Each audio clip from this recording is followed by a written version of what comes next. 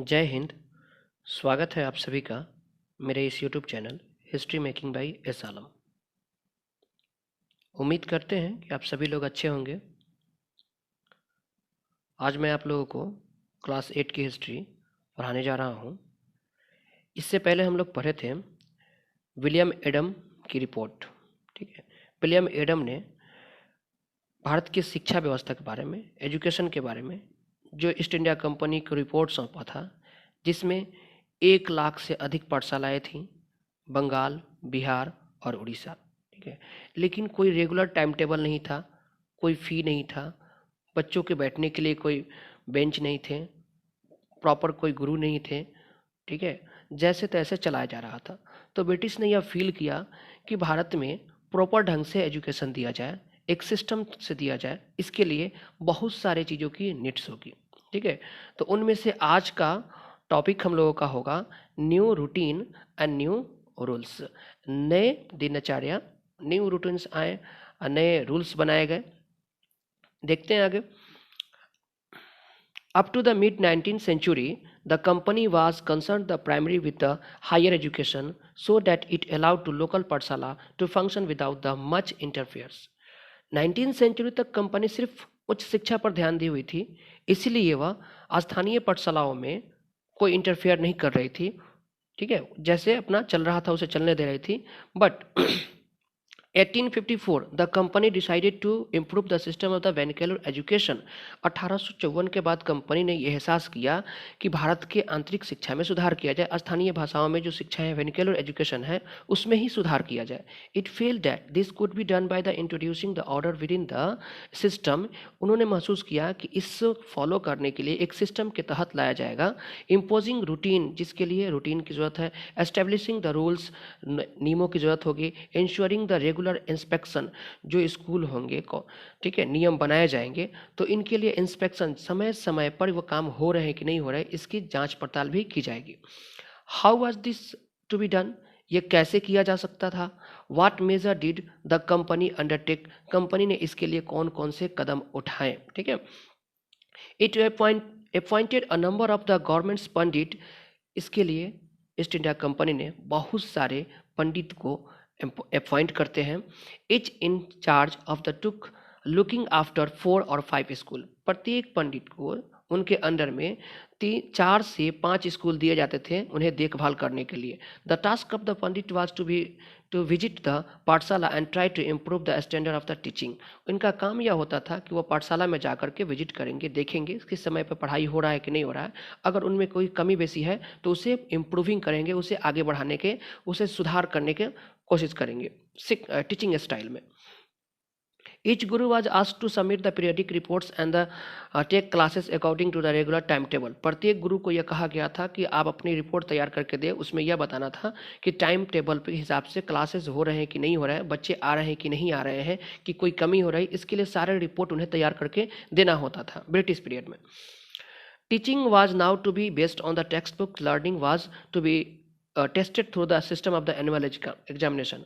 अब जो टीचिंग जो होगा वो टेक्स्ट बुक के हिसाब से होगा। पहले टेक्स्ट बुक के हिसाब से नहीं हो रहा था। ठीक है, वो गुरु के ऊपर डिपेंड करता था, टीचर के ऊपर, कि उन्हें क्या पढ़ाना है। ठीक है, लेकिन ईस्ट इंडिया कंपनी ने ये डिसाइड किया कि जो शिक्षा दी जाएगी बच्चों को वेनिकुलर एजुकेशन के हिसाब से, तो उन्हें टेक्स्ट बुक के हिसाब से दिया जाएगा। वो इसके लिए एक प्रिंटेड किताब होगी, और जब बच्चे पढ़ेंगे तो उन्हें उनका एनुअल एग्जाम भी लिया जाएगा साल में, जिससे बच्चों के अंदर इम्प्रूवमेंट हो रही है कि नहीं हो रही है, ये कंपनी देखना चाहती थी। Students were asked to pay the regular fee, attend the regular classes, sit on fixed seat and obey the new rules and discipline.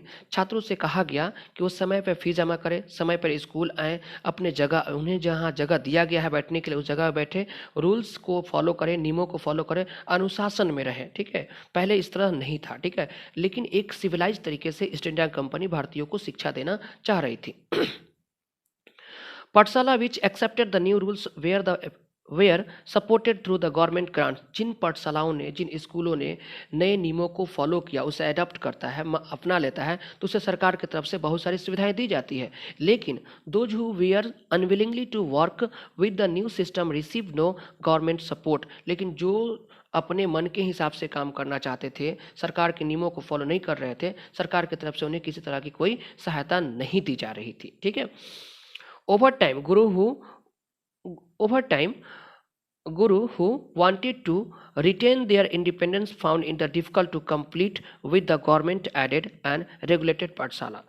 जो सरकारी नियमों को नहीं फॉलो किए, अपने मन से स्कूल चला रहे थे, उन्हें बहुत सारी कठिनाइयों का सामना करना पड़ा। वो लंबे समय तक नहीं टिक पाए ईस्ट इंडिया के नियम कानून के सामने। जो स्कूल ईस्ट इंडिया कंपनी के नियम के द्वारा चलाए जा रहे थे, रूल्स रेगुलेशन के द्वारा चलाए जा रहे थे, उनके सामने ये जो गुरु उनके नियमों को जो फॉलो नहीं करते हैं, वो उनके सामने नहीं टिक पाते हैं। The new rules and routines had another consequence, नए नियम के जो रूटीन्स लाए गए, इसके बहुत सारे परिणाम निकलते हैं। ठीक है।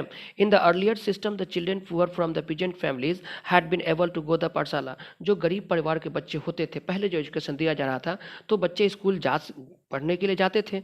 लेकिन कह रहा आगे कि since the time table was flexible, उस समय जो था ना, जब मन किया तब चले गए, लचीलापन था, मतलब कोई बाउंडिंग नहीं था, फिक्स नहीं था कि आपको इस टाइम पे ही आना है।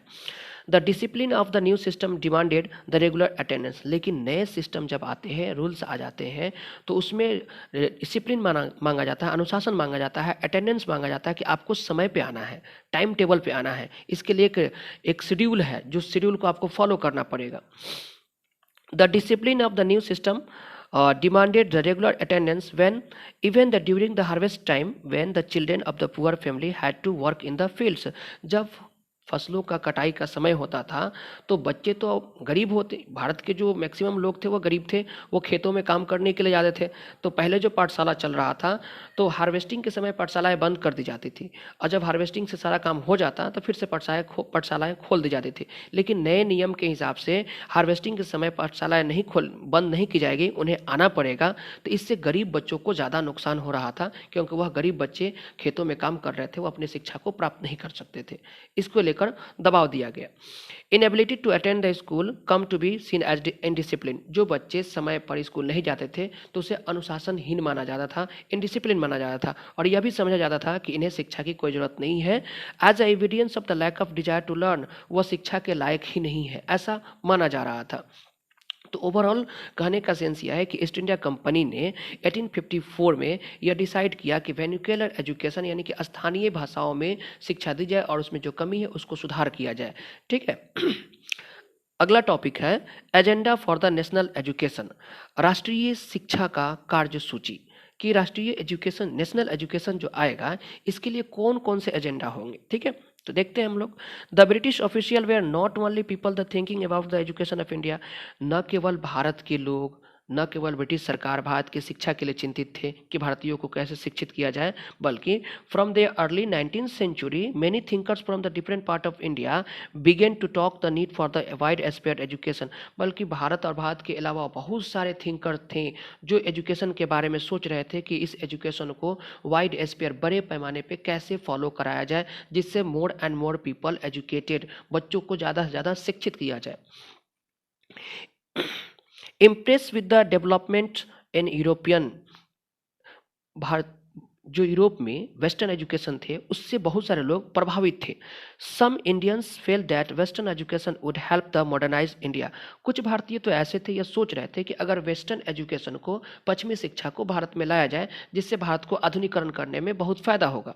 दे urge to British to open the school, इसलिए उन्होंने ब्रिटिश से अनुरोध किया, उनसे डिमांड किया कि आप स्कूल को खोलें, कॉलेजों को खोलें, यूनिवर्सिटीज़ को खोलें। ठीक है, and spend more money on education, और ज़्यादा से ज़्यादा इस पर पैसा खर्च करें, जिससे लोगों को फायदा हो सके, गरीब बच्चे पढ़ सके, वेस्टर्न एजुकेशन का फैलाव स्प्रेड हो सके।